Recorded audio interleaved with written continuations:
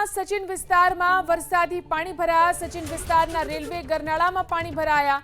પાણી ભરાઈ જતા વાહન વ્યવહાર માટે ગરનાળું બંધ કરવામાં આવ્યું। સચિન ગરનાળામાં પાણી ભરાતા વાહન ચાલકોને પણ ફેરો ફરવાનો વારો આવ્યો।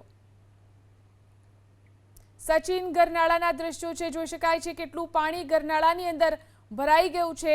જે રીતે સચિન વિસ્તારની અંદર વરસાદ વરસ્યો તેના કારણે ગરનાળાની અંદર પાણી ભરાઈ ગયું છે અને વાહન ચાલકો મુશ્કેલીનો સામનો કરી રહ્યા છે।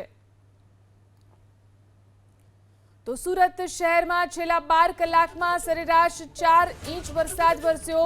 સુરત જિલ્લામાં છેલ્લા 12 કલાકમાં સરેરાશ 2.34 ઇંચ વરસાદ વરસ્યો। સુરતના પલસાણામાં સૌથી વધુ 5.23 ઇંચ વરસાદ થયો।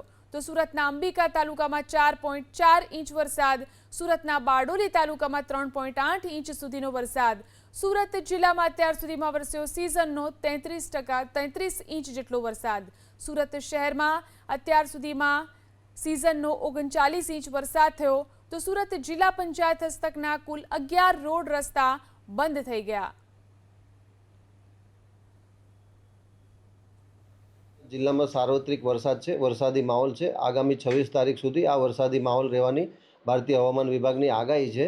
તેમજ હાલમાં જે 12 કલાક દરમિયાન વરસાદ છે, સુરત જિલ્લામાં એવરેજ 2.34 ઇંચ જેટલો 2.34 ઇંચ વરસાદ પડેલો છે, જેમાં સુરત શહેરમાં 3.62 ઇંચ વરસાદ છે, પલસાણા તાલુકામાં 5.23 ઇંચ વરસાદ છે અને અંબિકા તાલુકામાં 4.4 ઇંચ વરસાદ છે।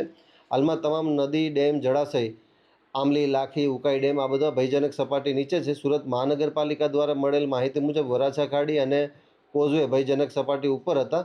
હાલમાં પરિસ્થિતિ જિલ્લામાં સામાન્ય છે, વરસાદ પણ સામાન્ય છે। તેમજ પંચાયત હસ્તકના 11 જેટલા રોડ રસ્તા બંધ છે, જેના વૈકલ્પિક રોડ રસ્તા ચાલુ છે।